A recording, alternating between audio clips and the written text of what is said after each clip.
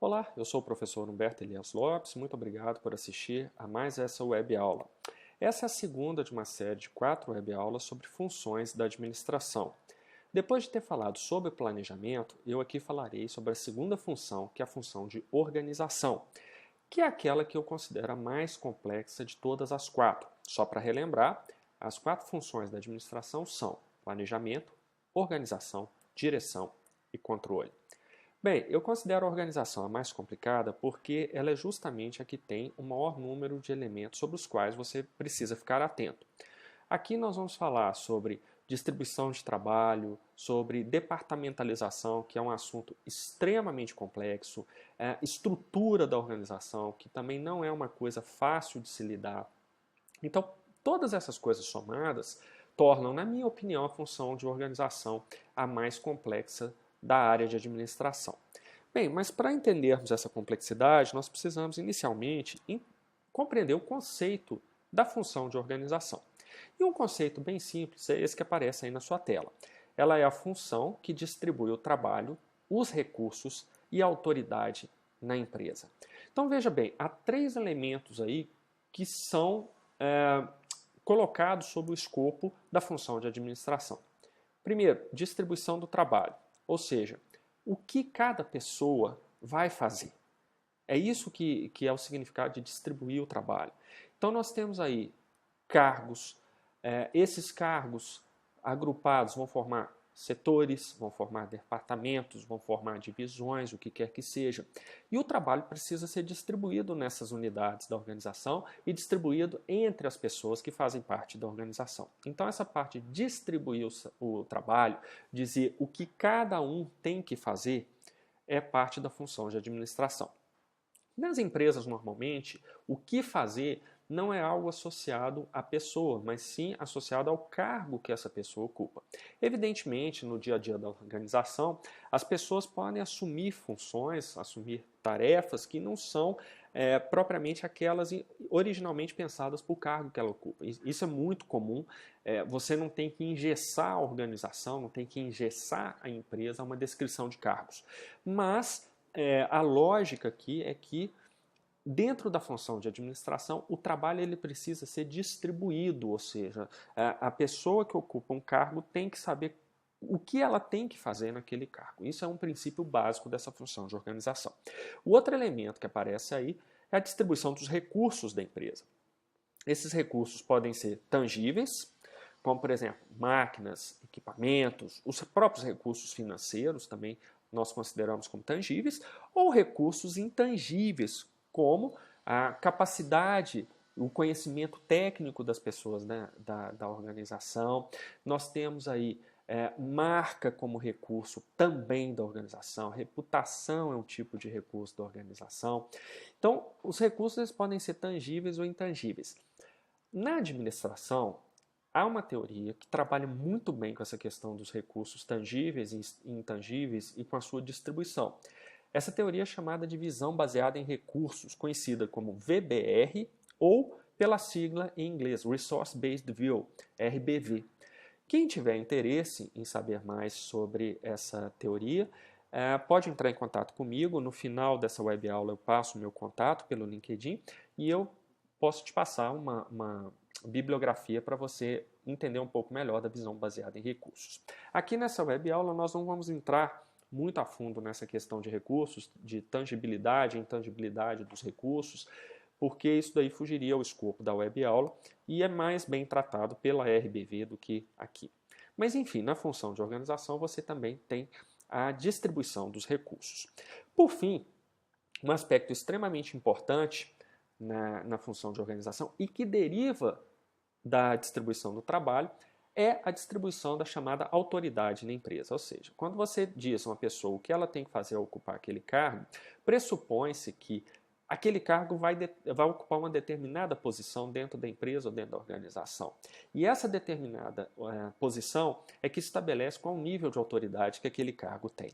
Então, quando você distribui o trabalho para a pessoa, você automaticamente também distribui autoridade para ela. Até onde aquela pessoa vai poder executar o que ela tem que executar com autonomia, até onde ela tem que se reportar a uma outra pessoa, se aquele cargo que ela ocupa vai estar acima ou não de outros cargos na empresa, ou seja, se aquela pessoa vai ter que comandar uma equipe ou não. Tudo isso é parte dessa função de administração. Bom, entendido esse conceito, nós temos que agora considerar os componentes da função de organização. E são basicamente dois componentes, sendo o primeiro a divisão do trabalho. Bem, quando você distribui o trabalho, você está dividindo esse trabalho também. Divisão de trabalho é um conceito da economia clássica que foi proposto inicialmente pelo economista escocês Adam Smith no famoso livro dele chamado aqui no Brasil de A Economia, a Riqueza das Nações. Nesse livro, que é por sinal um livro excelente de se ler, Adam Smith entra com o conceito de divisão do trabalho, que era um aspecto que ele observava lá na economia da Inglaterra, na época em que ele escreveu o livro, ou seja, no século XVIII, que foi um período marcado pelo início da Revolução Industrial.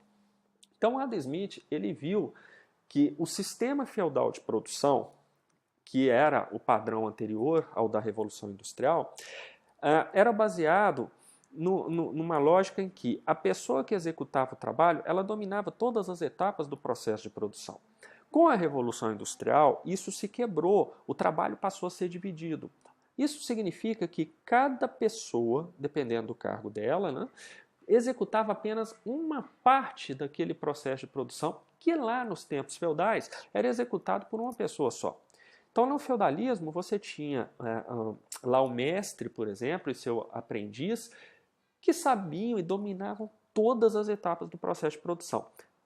Com a Revolução Industrial, isso acabou. Então, as pessoas não dominam mais todo o processo de produção, mas uma parte do processo. E isso é uma coisa que continua nas empresas e organizações modernas. Você pode notar que dificilmente você tem numa empresa maior uma pessoa que conheça absolutamente todos os detalhes do processo de produção. Normalmente ela conhece uma parte daquele processo e só. Nas empresas menores, especialmente nas microempresas, você ainda tem algo parecido com o sistema de produção feudal, ou seja, você pode ter pessoas ali que realmente conhecem todo o processo de produção, mas isso não é a praxe nas empresas de um porte um pouco maior. Mesmo em pequenas empresas, isso já é muito difícil de ocorrer. Esse domínio de todas as etapas do processo de produção é algo mais restrito à microempresa mesmo. Bom, mas esse negócio das pessoas executarem apenas uma parte do processo de produção é o que a gente chama de divisão de trabalho.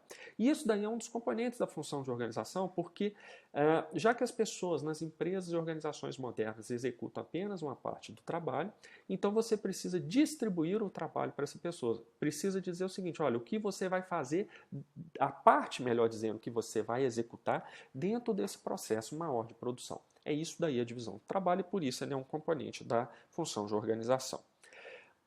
Interessante é que na organização, ao mesmo tempo em que você divide o trabalho, você precisa fazer uma outra coisa, que é integrá-lo. Olha só que coisa interessante. Você divide no sentido que cada pessoa ali na organização vai executar apenas uma parte do trabalho. Ao mesmo tempo, o somatório dos trabalhos executados por essas pessoas tem que ser integrado, porque senão aquela empresa ou aquela organização vai virar uma bagunça. Imagina só se você dividir o trabalho, cada um faz a sua parte, pronto, e o que acontece depois? Aquilo ali não serve para gerar um produto único, seja ele um bem físico ou um serviço. Então quer dizer que você distribuiu o trabalho, cada um vai fazendo o seu e pronto, e fica por isso mesmo, cada um trabalhando lá no seu local, executando aquelas atividades, aquelas tarefas, aqueles processos, e isso não resulta em nada? Resulta, é um produto final. Então, como todas as empresas precisam gerar produtos, e mais uma vez aqui por produto eu entendo tanto um bem físico quanto um serviço, esse trabalho que é dividido entre as pessoas, ele precisa funcionar de maneira integrada. Por isso que nas empresas você vai ter cadeias de comando, por isso que você vai ter departamentos, por isso que você vai ter uma série de coisas que tem por finalidade integrar o trabalho na empresa para que ela possa gerar o produto que ela deseja gerar. Então, esses dois componentes aí, divisão do trabalho e integração do trabalho, geram a função de organização. Então é muito importante ter essas duas coisas em mente. Bem, já que nós estamos falando de divisão do trabalho, eu vou começar por aí, uma maneira de se dividir o trabalho dentro da organização da empresa é por meio de um conceito importante, que é o de departamentalização. Isso consiste em dividir e, ao mesmo tempo, integrar o trabalho por meio de uma estrutura previamente definida. Então, olha só, na departamentalização, primeiro você divide o trabalho. Ao mesmo tempo, essa departamentalização ela tem que ser feita de tal maneira que aquele trabalho que é dividido tem que funcionar de maneira integrada. Ou seja, é cada pessoa fazendo a sua parte, mas o somatório dessas pessoas tem que resultar num todo integrado. O grande problema da departamentalização é que essa divisão e integração tem que ocorrer de maneira concomitante. E a departamentalização implica a adoção de uma estrutura na organização que permita com que divisão e integração funcionem concomitantemente. Quando nós lidamos com a estrutura da organização, então a coisa fica bem complicada. Primeiro porque não existe uma estrutura única. E aqui no caso não vai existir um único tipo de departamentalização. Não existe, por mais que alguns manuais de administração até insinuem coisas do tipo, mas não existe um tipo de departamentalização mais adequado para qualquer tipo de empresa. Na verdade, a empresa vai adotar a departamentalização que seja mais adequada à sua situação mesmo, ao seu mercado, ao seu estilo de trabalho, ao tipo de pessoas que ela tem. Então não existe, e esse é um ponto importante, uma departamentalização melhor do que a outra. Existem vários tipos de departamentalização, que é o que nós veremos a partir de agora. A primeira departamentalização é a chamada departamentalização funcional, no qual a divisão do trabalho é feita por meio de setores, de departamentos, e cada departamento tendo uma função específica. Então veja aí no organograma que está na sua tela, você tem a divisão básica entre presidência, diretorias e as áreas táticas e operacionais da empresa, que são essas que estão abaixo das diretorias aí. Pronto, isso daí já representa a divisão do trabalho. Então olha só, você vai ter alguém que vai ocupar uma função de presidência, é um tipo de trabalho, alguém que vai ocupar uma função de diretor financeiro, de diretor de recursos humanos, de diretor de marketing. Percebe como o trabalho está sendo distribuído e ao mesmo tempo dividido?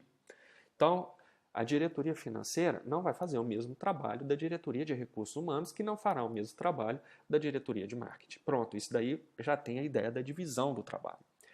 Dentro da diretoria financeira, você ainda vai subdividir o trabalho. Vai ter lá o setor de tesouraria e o setor de controladoria, por exemplo. Eu poderia ter colocado mais divisões aí, mas para fins didáticos, fiquei nessas duas. Na diretoria de RH, você também vai subdividir o trabalho. Vai ter lá o setor de recrutamento e seleção. E na diretoria de marketing, você ainda vai ter um setor cuidando só da publicidade e outro cuidando de relações com o mercado. Então, reparem nesse organograma como o trabalho está dividido. Ao mesmo tempo, nós vimos no slide anterior que a departamentalização significa dividir e integrar o trabalho ao mesmo tempo. Bom, como isso vai ser integrado? Essa divisão do trabalho feita aí pela departamentalização funcional vai ser integrada como? Repare que controladoria e tesouraria se reportam a quem? A diretoria financeira. Ou seja, o que a tesouraria e a controladoria fazem tem que estar integrado com o que é determinado pela diretoria financeira, que por sua vez tem que estar integrado com o que é determinado com a presidência. Veja o caso da diretoria de recursos humanos. O que é feito em recrutamento e seleção tem que estar integrado com as determinações, com as diretrizes emanadas pelo diretor ou pela diretora de recursos humanos. E, por sua vez, o que esse diretor ou diretora de recursos humanos faz tem que estar integrado com aquilo que é definido pela presidência. A mesma lógica para a diretoria de marketing. Relações com o mercado e publicidade vão executar trabalhos específicos, mas que têm que estar integrados com aquela visão da direção de marketing, que, por sua vez, tem que estar integrado com a visão da presidência da empresa. Então, eu diria o seguinte, dado um organograma como esse que está aí na tela, que descrevendo esse tipo de departamentalização, a divisão do trabalho é dada quando você lê o organograma de cima para baixo. Por quê? Porque você vai ver desde a função mais ampla aí dentro da empresa, que no caso desse exemplo é a presidência, até as funções mais específicas, que representam divisões de menor escopo do trabalho total que é executado. Essas divisões são representadas aí por essas funções de tesouraria, controladoria, recrutamento e seleção, publicidade e relações com o mercado. Por outro lado, a integração, você vai perceber a integração quando você lê o organograma de baixo para cima, porque aí você vai agregando aquelas funções em funções maiores, mais genéricas. Então o organograma da empresa é interessante por causa disso. Você vê divisão do trabalho lendo de cima para baixo, e integração do trabalho lendo de baixo para cima. Então é por causa disso que a departamentalização promove tanto a divisão do trabalho quanto a integração desse trabalho, cumprindo então aquilo que se espera da função de organização. Bem, mas a departamentalização funcional, que é essa aí, em que cada departamento vai ter uma função específica, ela não é a única forma de departamentalização, não. Nós temos também a chamada departamentalização por produto. Bom, ela pode ser representada por um organograma da mesma maneira do que a anterior. Só que, ao invés de estabelecer funções específicas para cada departamento da empresa, aqui nós vamos ter por produtos. A especificidade vai ser via produto. Então, você vai ter aí um escritório de contabilidade, foi o exemplo que eu estou dando aí, que está lá em cima no organograma, e esse escritório adotou uma departamentalização voltada para o produto. Então, ele vai ter um produto que é chamada auditoria, que está aí à esquerda, um produto chamado assessoria contábil e um outro produto chamado tributos, pessoas físicas e pessoas jurídicas. Então, esse é um tipo de departamentalização em que a preocupação não está em estabelecer uma função para cada tipo de cargo, como na departamentalização funcional, mas sim ter agrupamentos um pouco maiores em torno de produtos. Dentro de cada um desses departamentos de produtos aí, auditoria, assessoria contábil, tributos, pessoas físicas e jurídicas, você vai ter uma equipe, por exemplo, trabalhando naquilo ali, e dentro disso a equipe pode ter funções específicas. Esse aspecto, quando você pega a departamentalização e dentro da departamentalização você adota algum tipo de estrutura, vai ser tratado daqui a pouquinho na web aula, que é o que eu chamo de estrutura organizacional. Você vai ver, né, quando eu falar disso, que essa departamentalização ela pode ser aplicada dentro da estrutura genérica da organização. Então você pode ter uma estrutura genérica com vários tipos de departamentalização ocorrendo ali. Então, daqui a pouquinho eu vou explicar isso melhor. Aqui, voltando à departamentalização por produto, o importante é você ver que é um tipo de divisão e integração do trabalho, na qual o centro não está mais na função de cada um, mas sim no tipo de produto que a empresa oferece no mercado. Seja, mais uma vez, esse produto um bem físico ou um serviço. Um outro tipo de departamentalização muito parecido com esse por produto é aquela por cliente. Então, aqui eu estou dando um exemplo de um banco e ele departamentalizou por tipo de cliente. Ao invés de ser tipo de produto, o foco dele foi o perfil de cada cliente. Então você tem aí grandes empresas, pequenas e médias empresas, microempresas, clientes pessoa física com alta renda, governo. Isso daí é um tipo de departamentalização muito comum. Por exemplo, o Banco do Brasil adota uma departamentalização muito semelhante a essa daí que está sendo mostrada para você. Isso a empresa ganha ao fazer esse tipo de departamentalização porque ela pode desenvolver ações específicas para cada tipo de cliente que ela tem. Então, por exemplo, ela tem uma clientela governo, que é formada basicamente pelo governo federal, governos estaduais e governos municipais, e ela pode desenvolver produtos sejam, no caso aí do banco, são serviços voltados para atender às necessidades desses governos, seja na esfera estadual, federal ou municipal. Então a departamentalização para o cliente ela é interessante por causa disso, porque ela dá uma direcionada na atuação da empresa, voltando essa atuação para o perfil de cada cliente. Nos livros de marketing, essa departamentalização por cliente é normalmente chamada de segmentação de mercado. Só que nem sempre segmentar o mercado significa que você adotou uma departamentalização por cliente. Você pode ter lá uma departamentalização funcional e ter feito uma segmentação mercadológica, mas puramente para fins de mais estratégicos, mas sem colocar a estrutura da empresa voltada para esse tipo de segmentação. Tá? Então, a departamentalização para o cliente é isso aí. Ao invés de você se focar em funções ou se focar em produtos, você se foca no perfil de cada cliente. Um outro tipo de departamentalização que nós temos é a geográfica ou territorial. Então, aí há um exemplo de uma empresa com uma diretoria cuidando da América Latina, e essa diretoria para a América Latina vai comandar 4 departamentos. Um departamento voltado para as operações no México e na América Central, outro na Argentina, outro no Brasil e outro nos demais países latino-americanos. Então veja que é um tipo de departamentalização que segue a mesma lógica das anteriores.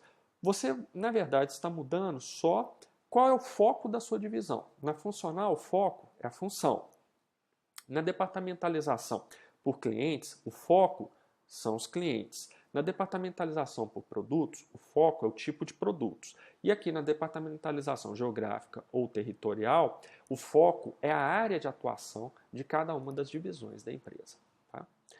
Bom, o último tipo de departamentalização é a chamada departamentalização por processo, que, só para manter a regra, segue a mesma lógica das anteriores. E aqui agora o foco vão ser os processos. Então aí nós temos uma empresa que se dividiu em 5 tipos de processo: logística interna, operações, logística externa, marketing e vendas e prestação de serviços. Então ela criou departamentos, cada departamento especializado em executar esse tipo de processo dentro da empresa. Bom, então departamentalização é isso daí. É algo que, ao mesmo tempo que permite a divisão do trabalho, permite a integração desse trabalho para que a empresa consiga produzir um bem físico ou um serviço, que é o seu objetivo final. E ao fazer essa divisão do trabalho concomitante à sua integração, a departamentalização, então, cumpre aquilo que se espera da função de organização na administração. Agora, há princípios de departamentalização que devem ser observados. Essa divisão que nós acabamos de ver não é uma divisão feita aleatoriamente da cabeça das pessoas. Existe técnica por trás disso daí. E a técnica é baseada nesses princípios que eu vou mostrar agora. Então, o primeiro princípio é preciso ter unidade de comando. Então, você não pode criar uma divisão que responda a vários departamentos ao mesmo tempo. Então, cada divisão, ela responde a um único comando, a uma única pessoa. É muito comum você ver esse princípio sendo desrespeitado nas empresas. Às vezes você tem lá setores que respondem tem 2 ou 3 chefes ali, de setores diferentes, comandando aquele único setor. Isso dá uma confusão danada, isso gera uma distorção na cadeia de comando que acaba prejudicando a função de organização. Afinal de contas, a pessoa fica sem saber quem ela deve priorizar. Se ela tem 2 ou mais chefes ali e cada um pensa de um jeito, como que aquela pessoa deve agir? Eu digo que isso daí acontece muitas vezes com a função de secretárias. As secretárias elas sofrem, porque às vezes você tem uma secretária para a diretoria inteira, a secretária executiva atendendo a diretoria inteira. Bom, primeiro, secretaria é um órgão da empresa, tá? Então é um departamento à parte. Às vezes a pessoa acha porque é uma pessoa chamada secretária, então é só uma pessoa, não precisa observar o princípio da unidade de comando. Precisa sim. Então quando você tem uma secretaria servindo a 2, 3, 4, 5 diretorias, isso prejudica muito o serviço dessa secretaria. A empresa pode economizar por um lado, porque resolve com uma equipe menor de secretários, mas se prejudica em outro, porque você vai ter cada hora um chegando ali, um diretor chegando ali com uma demanda diferente para aquele pessoal de secretaria, e essas demandas às vezes são contraditórias, e o pessoal fica assim, olha, a quem atender? Não sei. Alguém tem que ir lá e dizer, olha, então priorize fulano de tal. Mas não é isso que normalmente acontece. Então, quando se viola esse princípio da unidade de comando, o que você tem como resultado é muita confusão, muito problema dentro da empresa. Então, cada departamento deve estar ligado a um único órgão superior a ele. Outro princípio importante aí é a autoridade formal é definida pelo organograma da empresa. Ou seja, aquele organograma Quem fica em cima nele tem mais autoridade do que quem fica embaixo. Quem está mais abaixo do organograma é quem tem menos autoridade dentro da estrutura da organização. Isso aí, essa autoridade é chamada de autoridade formal, ou seja, a autoridade que está ali já definida pelo organograma. Então, o presidente é a maior autoridade dentro da empresa, porque o organograma coloca o presidente lá no topo, seguido pelos seus diretores, depois pelos seus gerentes e assim por diante. Então, isso daí é uma autoridade formal. Só que existe um outro tipo de autoridade dentro da empresa que é chamada autoridade informal, que é derivada da pessoa. É muito comum, e eu vivi isso em várias empresas em que eu trabalhei, você tem uma pessoa lá que, teoricamente, é o chefe, é o líder daquilo ali, mas, na verdade, quem manda naquele departamento é outra pessoa que é a que verdadeiramente tem o conhecimento daquele departamento. Olha, no início da minha carreira eu fui bancário, isso era muito visível. No banco em que eu trabalhei havia um chefe de seção lá, que teoricamente era uma autoridade daquela seção. Mas ninguém respeitava esse chefe de seção, porque sabia o seguinte, ele não entendia nada daquele processo. Na verdade, ninguém sabia como ele chegou a ser promovido a chefe de seção, porque ele realmente era uma ótima pessoa, mas tecnicamente muito fraco. Então, o que acontecia? Dava um problema naquela sessão, ninguém recorria ao chefe, recorria a um outro funcionário que tinha lá, que todo mundo sabia que era o que realmente entendia o funcionamento daquela sessão ali. Então, isso daí é uma autoridade informal.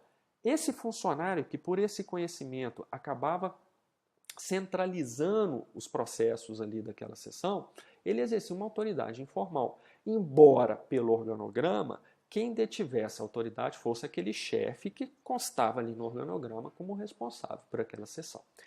Então, na departamentalização, apesar de você formalizar a distribuição de autoridade, você não tem que ter ilusão de que aquele organograma vai representar 100% da realidade da empresa. É muito comum que, apesar de haver aquela cadeia, aquela hierarquia definida pelo organograma, na prática, uma pessoa ou um grupo de pessoas acabe detendo a autoridade informal e a autoridade de fato dentro de um departamento, em detrimento daqueles que, teoricamente, deteriam autoridade formal mesmo.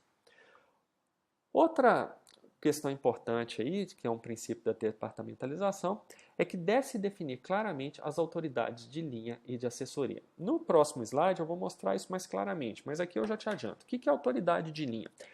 Autoridade de linha é aquele cargo que efetivamente tem o poder decisório sobre determinado processo. Enquanto que a autoridade de assessoria é aquele cargo que não tem o poder decisório, mas ele fornece informações para o cargo que efetivamente vai decidir sobre aquilo ali. Então é muito comum, já adiantando um pouquinho aqui, dentro da empresa, você ter, por exemplo, uma assessoria jurídica. Isso é autoridade de assessoria. Por quê? Aquele jurídico ali, ele não vai tomar decisão sobre um processo. Por exemplo, se a empresa está pensando em adquirir uma instalação em algum lugar da cidade, é preciso tomar essa decisão. Vai comprar ou não vai comprar essa instalação?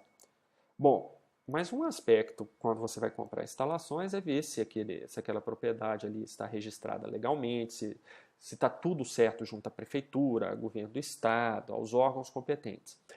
O que você vai fazer, muitas vezes, nisso? Vai recorrer ao setor jurídico da empresa para ele fazer uma avaliação da documentação daquilo, inclusive verificando se o proprietário daquele imóvel ali é realmente o proprietário, se não existe nenhuma pendência, por exemplo, alguma disputa judicial que faça com que aquele imóvel esteja sub júdice, ou seja, ele não pode ser vendido, esse tipo de coisa.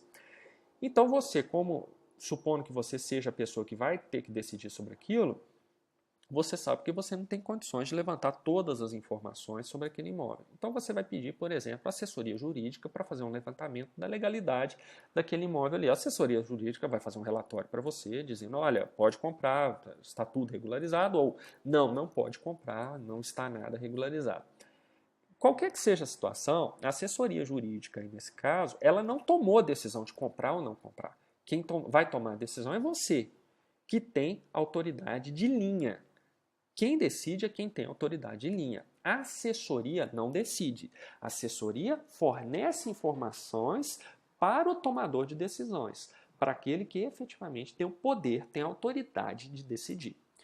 Isso daí é uma coisa muito importante que às vezes fica distorcido. Por exemplo, em escolas, nós vemos que muitas vezes há assessorias pedagógicas que, na verdade, têm um poder decisório que elas não deveriam ter. Nada contra os pedagogos aí, mas a assessoria pedagógica, muitas vezes, como o nome indica, ela tem essa função de apenas fornecer as informações para orientar a tomada de decisão e não para tomar a decisão.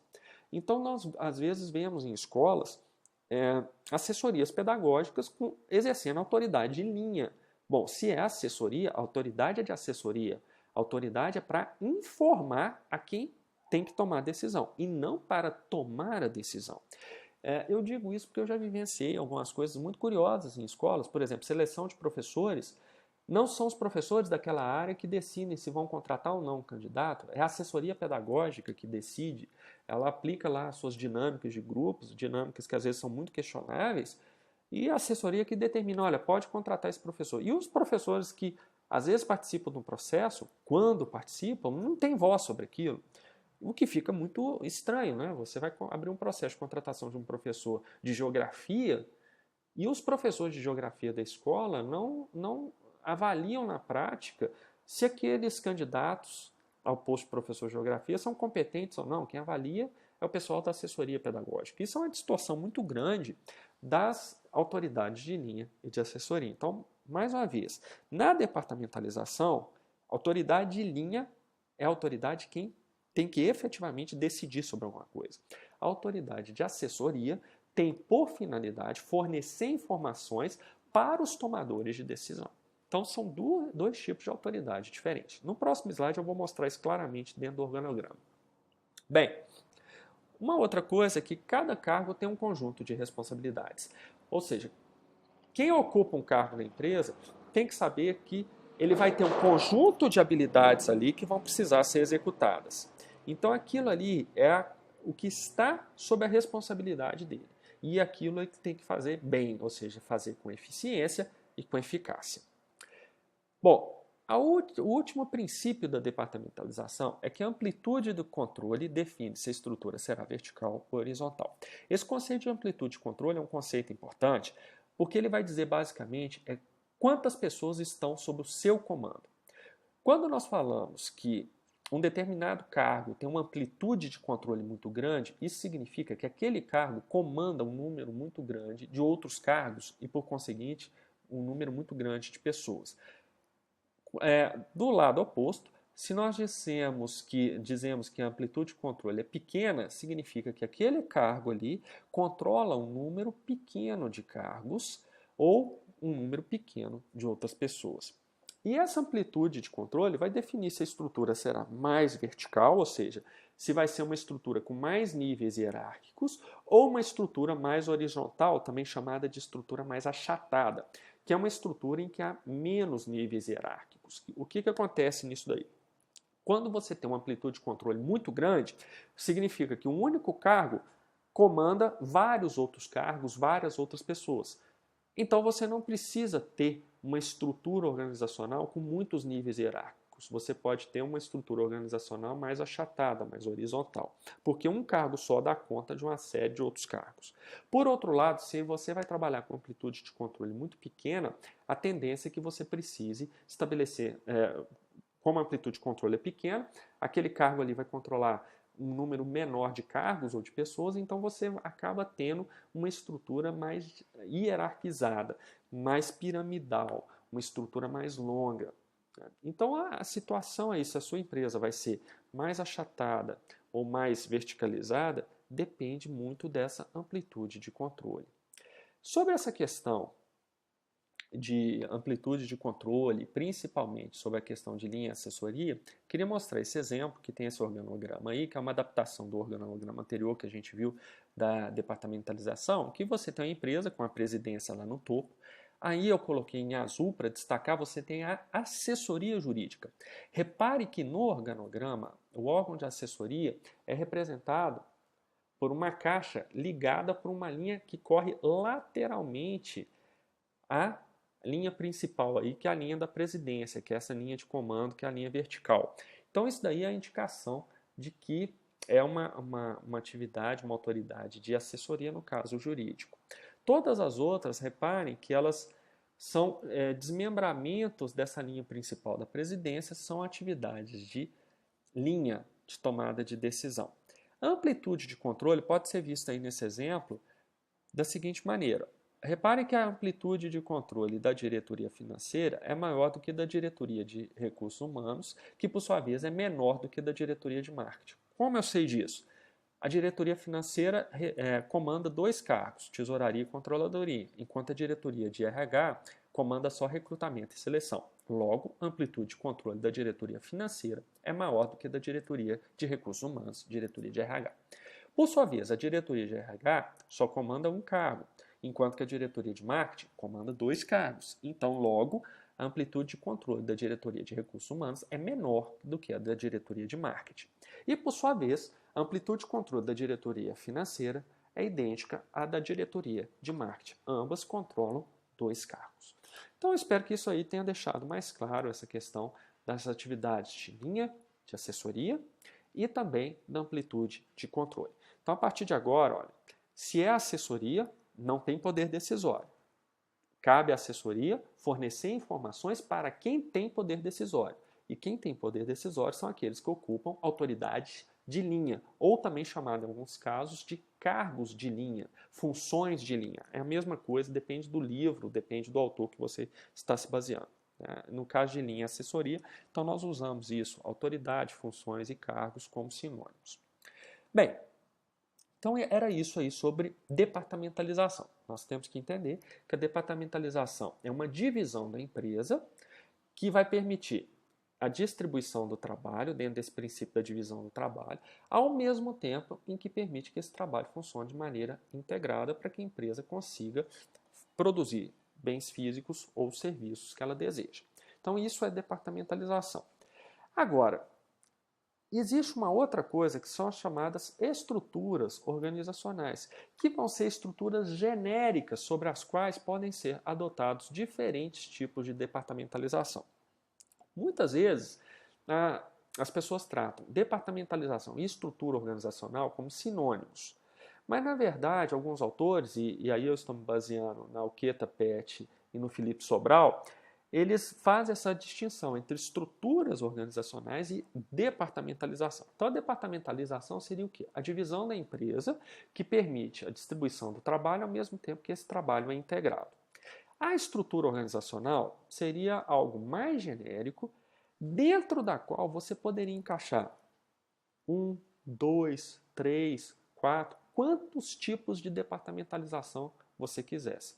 Então, a estrutura organizacional, na verdade, dentro dessa lógica aí, é como se fosse uma macroestrutura da empresa. Olha, no geral, a empresa tem essa estrutura. Dentro dessa estrutura, você vai ter vários tipos de departamentalização funcionando.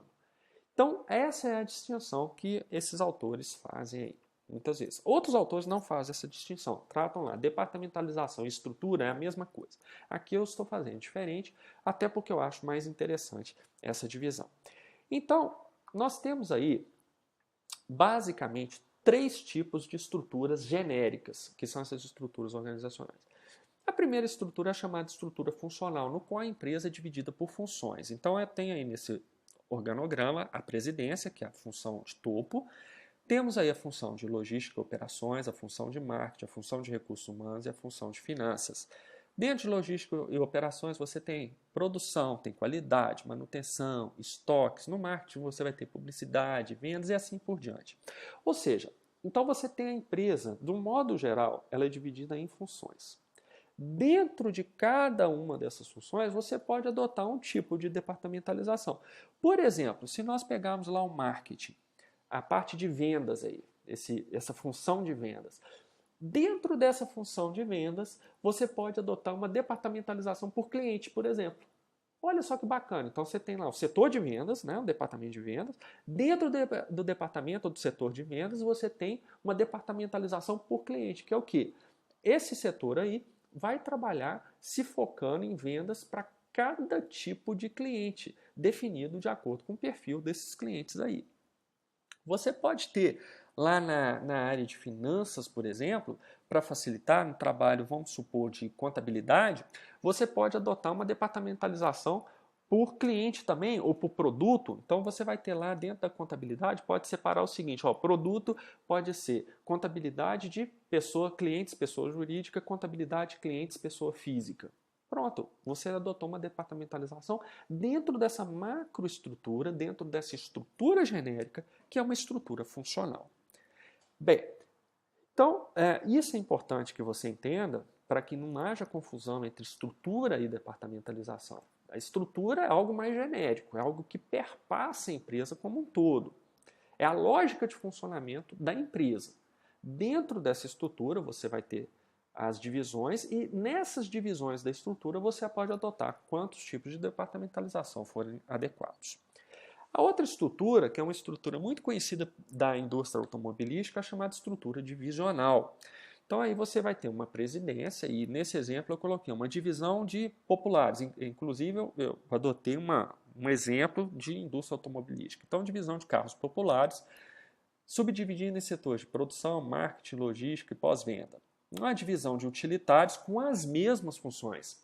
Uma divisão de compactos médios com as mesmas subdivisões. Uma divisão de luxo, de novo, com as mesmas subdivisões de produção, marketing, logística e pós-venda. Por que são as mesmas subdivisões aí nesse caso? Porque a ideia da estrutura divisional é que cada divisão vai repetir as mesmas funções, as mesmas divisões da outra. Então você cria várias divisões e cada uma delas vai ter aquele mesmo conjunto de atividade das outras. E dentro daqui você pode adotar o tipo de departamentalização que for mais adequado. Por exemplo, lá no setor de logística de qualquer uma dessas divisões, você pode adotar, então, uma departamentalização geográfica, por exemplo, para separar Minas Gerais, logística de Minas Gerais, logística de São Paulo, logística do Paraná e por assim vai. Então, dentro dessa estrutura geral da empresa, que é a divisional, você tem vários tipos de departamentalização funcionando ao mesmo tempo. A terceira estrutura organizacional que nós temos é a chamada estrutura matricial, que é caracterizada pelo compartilhamento dos recursos da empresa. Então você vai ter, por exemplo, a presidência, e aí tem 3 áreas nesse exemplo: produção, marketing e finanças, e você vai ter os produtos que são ofertados por essa empresa. Então lá, produto A, B, C e D. E aí tem, para fazer o produto A, você vai precisar contar com a ajuda do setor de produção, do marketing e de finanças. Por isso que estão essas bolinhas aí marcando as interseções. Então você vai ter gente de produção trabalhando no produto A, gente de marketing trabalhando no produto A e gente de finanças trabalhando no produto A. Você então vai ter um compartilhamento de recursos naquele produto. Isso é típico da estrutura matricial. E a mesma lógica é válida para o produto B, produto C e o produto D. Então, a característica principal desse tipo de estrutura é esse compartilhamento de recursos. Isso é feito para você economizar, para evitar justamente o problema lá da estrutura divisional em que você replica estruturas. Ou seja, toda divisão tem um setor de logística, tem um setor de marketing, etc, etc. Na matricial, você quer evitar justamente isso. Você quer o quê? Há apenas um setor, um departamento de produção. Ele atende tanto aqueles que estão desenvolvendo o produto A, quanto o produto B, quanto o produto C, quanto o produto D. Não vai adotar, para o produto A tem uma equipe de produção, para o produto B tem uma equipe de produção, nada disso. É uma equipe de produção única para todos os tipos de produto. A mesma coisa para o marketing, a mesma coisa para finanças. Então acaba que a estrutura matricial, em certo sentido, ela representa uma racionalização dos recursos da empresa. Bem, o último tipo de estrutura é a chamada estrutura em rede, que é a estrutura hoje padrão da maioria das empresas. Dificilmente você vai ver uma empresa que não funciona em rede. Essa rede significa que uma empresa focal, que aí na figura que você está vendo representada aí pelo centro, ela está ligada de certa forma, ela transaciona de certa forma com a sede de outras empresas que às vezes não tem nada a ver com ela, não são parte, melhor dizendo, do mesmo grupo que ela. Então, nesse exemplo, nós temos aí uma empresa focal que transaciona com fornecedor 1, com fornecedor 2, com distribuidor da América Latina, com um laboratório no Canadá, com um fabricante nos Estados Unidos, com um fabricante na Ásia, com um escritório de design. Por sua vez, cada uma dessas outras empresas tem um relacionamento entre si, formando uma rede em volta dessa empresa. Esse tipo de estrutura é muito comum. O sociólogo espanhol Manuel Castells escreveu um livro fantástico, é um livro da década de 1990, mas é chamado de A Sociedade em Rede, no qual ele detalha muito como funciona essa lógica de rede, tanto na vida das pessoas como na vida das empresas e das instituições. E ele mostra claramente que hoje em dia nenhuma empresa vive isoladamente. Toda empresa vai ter um tipo de relacionamento com alguém de fora, com alguma empresa de fora. Pode ser com um único fornecedor, mas aí já é uma rede. No caso, se são dois participantes, a empresa e o seu fornecedor, essa rede recebe o nome de díade, para representar a ligação de duas empresas diferentes. Mas é um tipo de rede, é o tipo mais simples de rede, mas é rede. Então as empresas hoje elas atuam em rede, na verdade. Então quando a gente vê essa estrutura em rede, nós vamos ver que dentro dela você tem N possibilidades de departamentalização acontecendo lá dentro da empresa focal, de uma forma que essa departamentalização consiga fazer com que essa rede funcione mais adequadamente. Bem, então era isso que eu tinha para falar sobre a função de organização. Agora eu acho que você pode entender por que essa função é tão complexa assim. E qualquer dúvida que você tiver sobre essa web-aula, qualquer coisa que não tenha ficado bem explicado, você pode entrar em contato comigo lá pelo LinkedIn. Eu estou lá como Humberto Elias Lopes e vai ser um prazer conversar com você, trocar algumas ideias e tirar suas dúvidas. Então, muito obrigado por assistir essa web-aula e até a próxima.